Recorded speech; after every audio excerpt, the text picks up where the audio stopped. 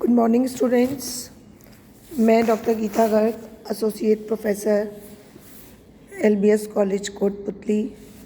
आज हम BSc part 2 में केमिस्ट्री में फर्स्ट पेपर के एसिड बेस चैप्टर को आगे बढ़ाते हुए प्रोटॉन एफिनिटी को डिस्कस करने जा रहे हैं।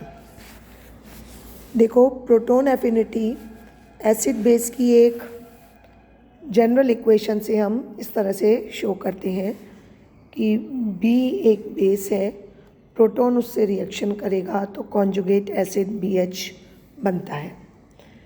गैसियस स्टेट में इस तरह की रिएक्शन होने में जो एनर्जी लिबरेट होती है उसको प्रोटॉन एफिनिटी कहते हैं। ठीक है, अब प्रोटॉन एफिनिटी के मानों के आधार पर किसी ब्रॉन्स्टेड एसिड या बेस की स्ट्रेंथ को इजीली हम ज्ञात कर सकते हैं। तो कैसे ज्ञात करेंगे ये देखने के लिए हम एक जनरल इक्वेशन लेते हैं जिसमें हम प्रोटॉन एफिनिटी को शो कर रहे हैं कि गैसियस स्टेट की बात कर रहे हैं, इसलिए X गैसियस स्टेट में है, प्रोटॉन गैसियस स्टेट में है, जिससे कि ये कॉन्जुगेट एसिड बनता है। इसका बॉर्न हैबर साइकिल भी हम इस तरह से शो कर सकते हैं।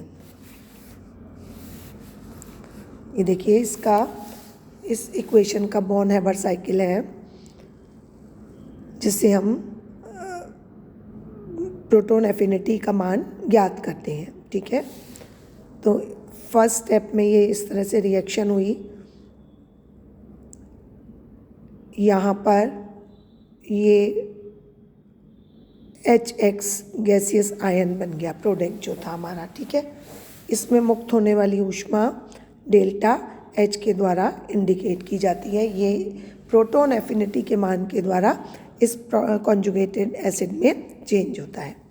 अब इस कॉन्जुगेट एसिड का क्या होता है, फिर यहाँ पर सेकेंड स्टेप में डिसोसिएशन होता है। डेल्टा H2 जो है ये क्या H और X के बॉन्ड को डिसोसिएट करती है। ठीक है, जिससे कि हमको डिसोसिएट होकर के इस प्रकार से ये डिसोसिएशन के बाद प्राप्त होता है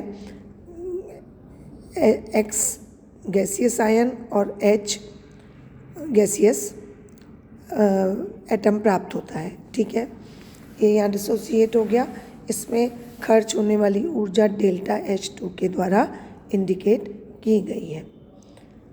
फिर इसका आयनाइजेशन होता है, यानी कि आयनन ऊर्जा इसमें काम में आती है। आयनन ऊर्जा के लिए क्या होता है, दोनों ही यहाँ पर, अब जैसे यहाँ प्रोटॉन मतलब जो हाइड्रोजन एटम है वो किस में है, गैसियस अवस्था में है, लेकिन ये एटॉमिक स्टेट में है। अब ये किस में बदल जाता है, यहाँ के आयनिक स्टेट में बदल जाता है और इसमें से इलेक्ट्रॉन फ्री हो जाता है। ठीक है, फिर ये आयन जो है वो क्या करते हैं, वापस से इस प्रकार से ये आयन जो है ये रिसीव करके और गैसियस स्टेट में हैलाइड आयन और प्रोटॉन वापस से हमको ये प्राप्त होते हैं और इस स्टेट में काम में आने वाली ऊर्जा डेल्टा H4 के द्वारा इंडिकेट करते हैं। तो इस प्रकार से इसके बॉर्न हैबर साइकिल को प्रदर्शित किया गया है।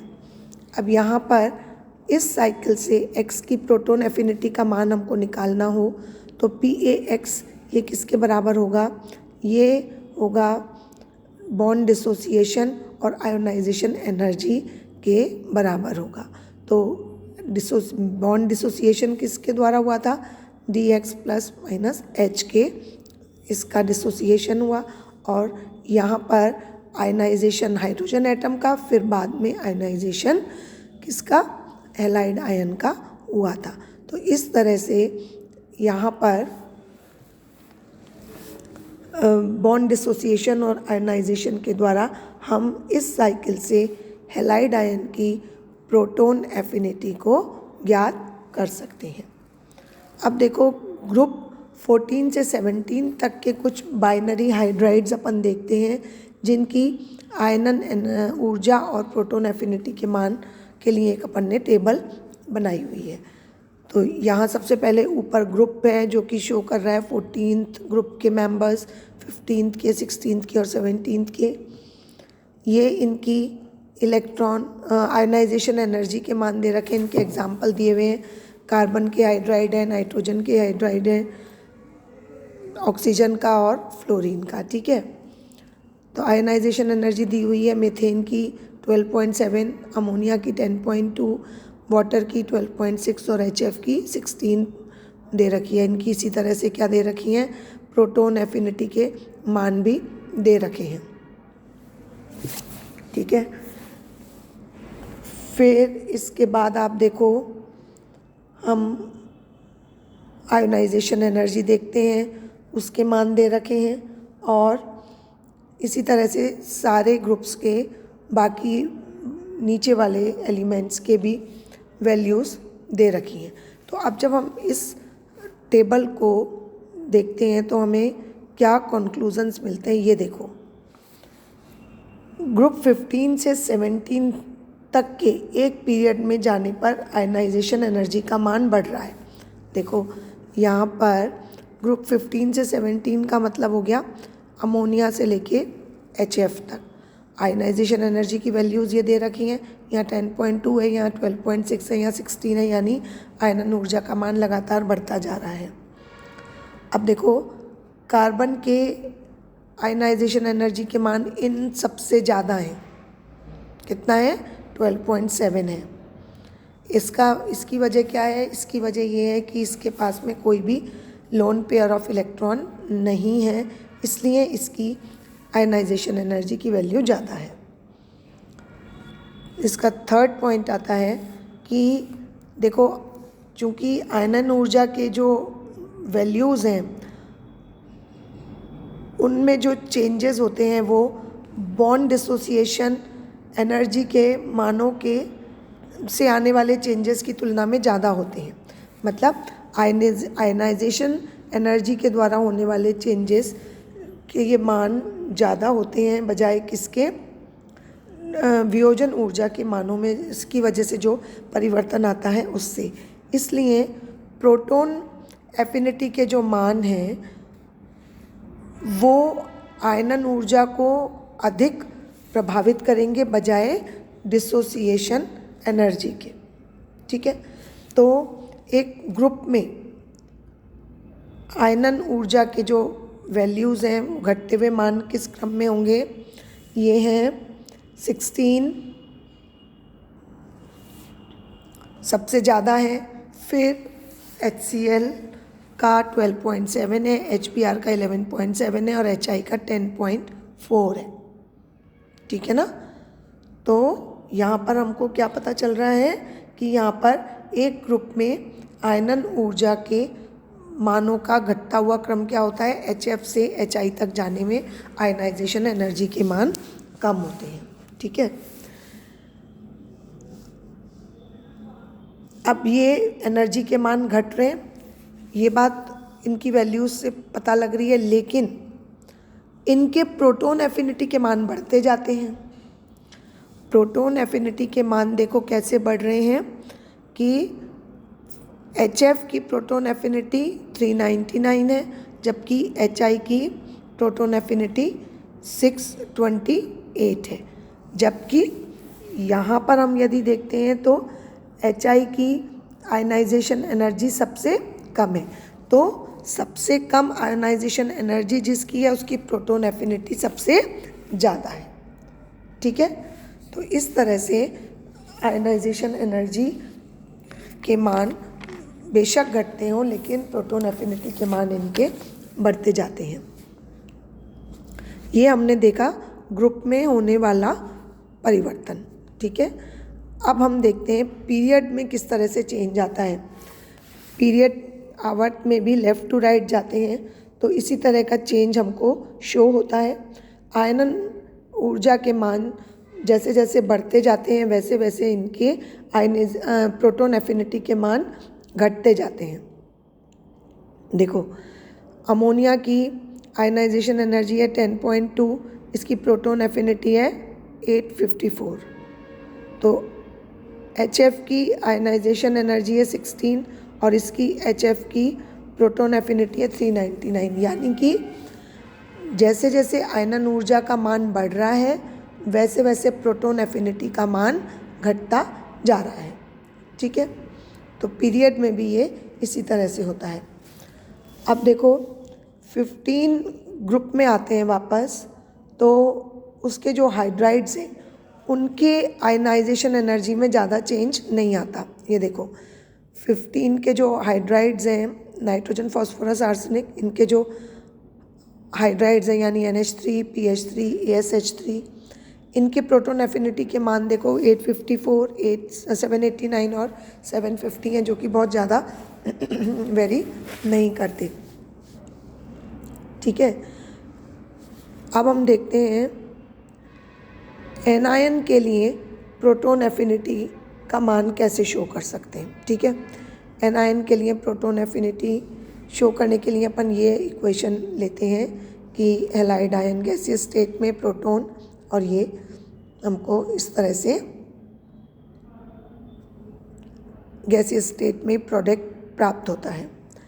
अब इनकी जो प्रोटॉन एफिनिटी है वो ज्ञात करने के लिए इस इक्वेशन में जो बॉन हेबर साइकिल और प्रोटॉन एफिनिटी की इक्वेशन में क्या फ़र्क आएगा, हम यहाँ पर आयनाइजेशन एनर्जी की जगह पर इलेक्ट्रॉन एफिनिटी यूज़ करेंगे। ठीक है, क्योंकि ये एनायन है ना, एनायन है, इसलिए हम यहाँ पर क्या यूज़ करेंगे, इलेक्ट्रॉन एफिनिटी यूज़ करेंगे। किसकी जगह पर, प्रोटॉन एफिनिटी की जगह पर इलेक्ट्रॉन एफिनिटी यहाँ पर यूज़ किया जाएगा। इन एलिमेंट्स के, ये देखो, इन एलिमेंट्स के मानों के जो इलेक्ट्रॉन एफिनिटी है उनके मानों में इतना ज़्यादा अंतर नहीं होता जितना इनकी बॉन्ड एनर्जी में डिफरेंस आता है। इसलिए इनके जो प्रोटॉन एफिनिटी के वैल्यूज़ होती हैं वो बॉन्ड एनर्जी के लगभग पैरेलल ही होती हैं। अब देखो अपन इसको समझने के लिए एग्जाम्पल लेते हैं। ग्रुप 14 से 17 के बाइनरी हाइड्राइड के हम एनायंस के प्रोटॉन एफिनिटी को देखते हैं।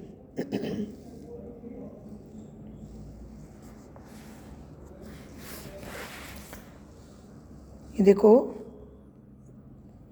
ये ग्रुप 14 से 17 के elements carbon, nitrogen, oxygen, halogen दे रखे हैं। ठीक है, इनकी प्रोटॉन एफिनिटी के ये मान दे रखे हैं। इनके फिर बाद में ग्रुप में जाते हैं तो कार्बन, सिलिकॉन, जर्मेनियम, फिर इधर nitrogen, phosphorus, arsenic, oxygen, sulphur, selenium, fluoride, chloride, bromide, iodide, ये इस तरह से टेबल दे रखी है। इस टेबल को हम यदि एनालाइज करते हैं तो हम क्या कंक्लूज़न निकालते हैं कि CH3 से फ्लोराइड तक जाने में, यानी कि एक आवर्त में इनके प्रोटॉन एफिनिटी के मान कम होते जा रहे हैं। देखो, ये CH3 माइनस आयन का सबसे अधिक वैल्यू है 1743 और इसका सबसे कम है 1554, यानी कि प्रोटॉन एफिनिटी के मान कम होते जा रहे हैं। ऊपर से नीचे तक जाने में, यानी इसमें प्रोटॉन एफिनिटी के मान वापस कम हो रहे हैं। देखो, ये 1743 है, ये 1554 है और ये 1509 है। ठीक है, ये कम होते जाते हैं। अब देखो, किसी भी बेस के लिए प्रोटॉन एफिनिटी का मान जितना ज़्यादा होता है उसकी बेसिसिटी का मान उतना ही कम होता है। ठीक है, तो अमोनिया के लिए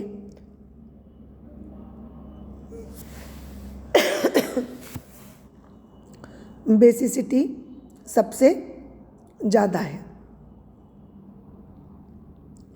उसके बाद वाटर की है, उसके बाद HF की बेसिसिटी है, यानी कि NH3 से HF तक क्षारकता का जो क्रम है वो इस क्रम में घटता जाता है। अमोनिया की क्षारकता जो होती है वो अपने ही ग्रुप के बाइनरी हाइड्राइड से ज़्यादा होती है। अमोनिया का ग्रुप में क्या क्या आता है? अमोनिया, फॉस्फीन और आर्सेनिक का हाइड्राइड। ठीक है, तो इसकी जो क्षारकता होती है वो अपने ग्रुप के बाइनरी हाइड्राइड से भी ज़्यादा होती है। तो यानी अमोनिया की सबसे ज़्यादा है, फिर फॉस्फीन की है और फिर आर्सेनिक के हाइड्राइड की है। अब यदि जो हमने यहाँ देखा उसके हम ऑपोजिट चलें तो किसी एसिड के एनायन के लिए प्रोटॉन एफिनिटी का मान जितना ज़्यादा होगा उसकी एसिड की प्रबलता उतनी ही कम होती है। इसीलिए मीथेन से लेके HF तक के बाइनरी हाइड्राइड की जो एसिड्स की स्ट्रेंथ होती है वो किस ऑर्डर में होती है कि मीथेन की सबसे कम होती है, फिर NH3 की, फिर H2O की और फिर HF की स्ट्रेंथ होती है। और ग्रुप 17 के जो बाइनरी हाइड्राइड्स हैं उनकी एसिड स्ट्रेंथ किस ऑर्डर में होती है? वो इस ऑर्डर में होती है।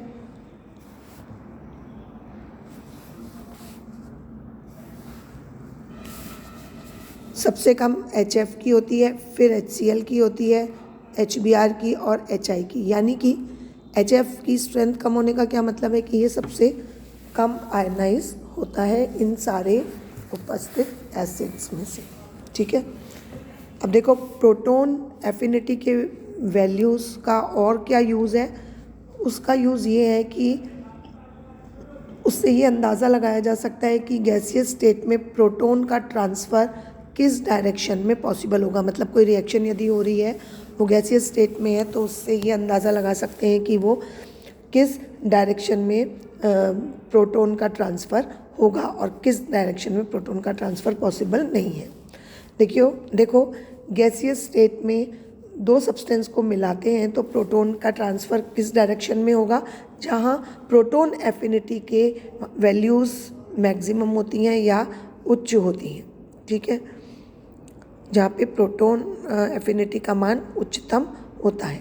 फॉर एग्ज़ाम्पल यदि गैसियस फेज़ में हम फ्लोराइड आयनों को वाटर के साथ मिलाएंगे तो ये इक्विलिब्रियम सेट होता है। वाटर के साथ फ्लोराइड आयन को मिलाए तो इस प्रकार से इक्विलिब्रियम बनता है। अब यहाँ जो कंपटीशन है वो किस में है? OH आयन तथा फ्लोराइड आयनों में है और रिएक्शन उस डायरेक्शन में संपन्न होगी जिस डायरेक्शन में प्रोटॉन एफिनिटी के हाई वैल्यूज़ वाला कॉम्पिटेंट प्रोटॉन को एक्सेप्ट करे। ठीक है ना, मतलब यदि H2O और फ्लोराइड आयन की रिएक्शन करके इस OH आयन और HF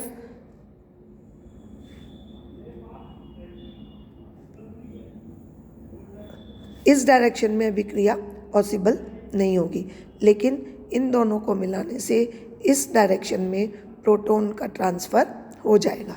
ठीक है, ये देखो इनके प्रोटॉन एफिनिटी के मान दे रखे हैं, इसका 1554 है, इसका 1635 है। यानी HF में हम बेस डालते हैं तो प्रोटॉन का ट्रांसफ़र हो जाता है। इस तरह से HF में बेस डालते हैं तो प्रोटॉन का ट्रांसफ़र हो जाता है, लेकिन यदि H2O में हम फ्लोराइड आयन डालते हैं तो कोई भी रिएक्शन नहीं होती। ऐसा क्यों हो रहा है? ऐसा इसलिए हो रहा है क्योंकि प्रोटॉन एफिनिटी का मान जो है वो किसका हायर है? OH आयन का। ठीक है ना, OH आयन का की वैल्यू हाई होने की वजह से प्रोटॉन ये एक्सेप्ट कर लेगा और इस प्रकार से H2O बना लेगा। ठीक है, तो अब हम इसी कॉन्सेप्ट के बेसिस पर एक एग्जाम्पल सॉल्व करने की कोशिश करते हैं कि निम्न अभिक्रियाओं में क्या प्रोडक्ट बनेंगे। इनके प्रोटॉन एफिनिटी के मान दे रखे हैं कि जब PH3 और NH अमोनियम आयन की रिएक्शन होगी तो क्या बनेगा?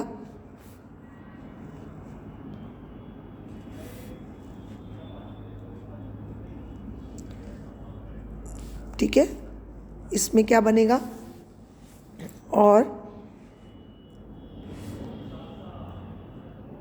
यदि ट्राई मिथाइल फॉस्फीन में अमोनियम आयन डाला जाएगा तो क्या बनेगा।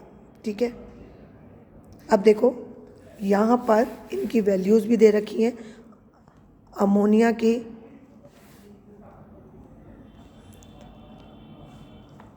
इनमें देखो ये जो वैल्यूज़ दे रखी हैं, इनके मान दे रखे हैं कि अमोनिया की प्रोटॉन एफिनिटी 854 है, pH3 की 789 है। ठीक है, ट्राईमिथाइल फॉस्फीन की कितनी है, 952 किलो जूल पर मोल है। अब देखो अपन इसको कैसे सॉल्व करते हैं। अब यदि इस रिएक्शन में प्रोटॉन का ट्रांसफ़र होता है फर्स्ट वाली रिएक्शन में, तो प्रोटॉन ट्रांसफ़र किस तरह होगा कि फॉस्फीन और अमोनियम आयन की रिएक्शन हो रही है तो pH4 की तरफ वो ट्रांसफ़र हो जाएगा और अमोनिया रह जाएगा। ठीक है, इस रिएक्शन के लिए प्रोटॉन में ग्रहण करने के लिए अमोनिया और pH3 दोनों ही कॉम्पिटेंट है, और इनमें से अमोनिया के प्रोटॉन एफिनिटी के मान pH3 से ज़्यादा है, इसलिए pH4 प्लस अमोनिया की जब रिएक्शन होगी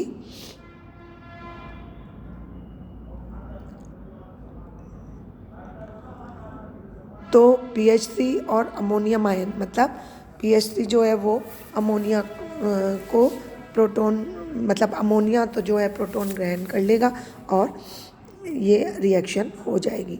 लेकिन यदि pH3 में अमोनियम आयन डाला जाएगा तो यहाँ कोई भी अभिक्रिया नहीं होगी, क्योंकि प्रोटॉन ट्रांसफ़र के लिए जो प्रोटॉन एफिनिटी एनर्जी की हाई वैल्यू चाहिए वो अमोनिया की ज़्यादा होती है, इसलिए pH3 के द्वारा अब प्रोटॉन ग्रहण नहीं किया जाएगा।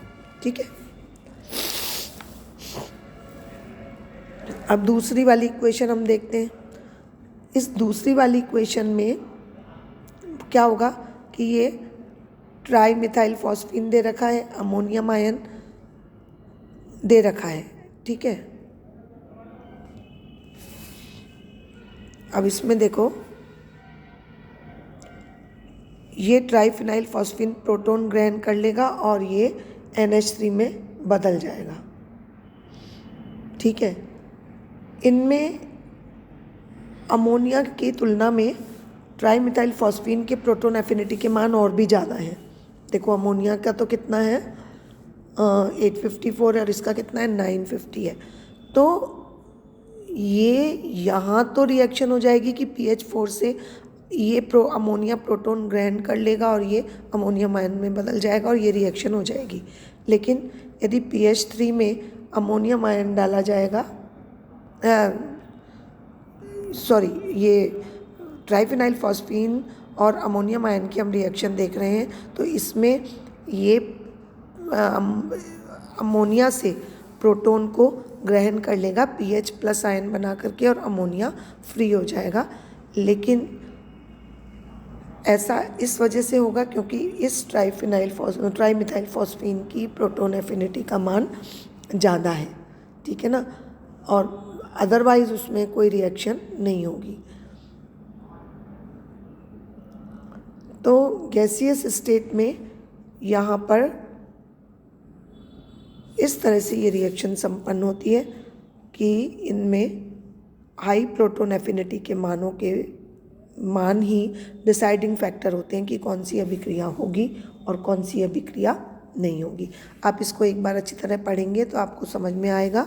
कोई भी प्रॉब्लम हो तो आप मुझसे पूछ सकते हैं। Thank you so much.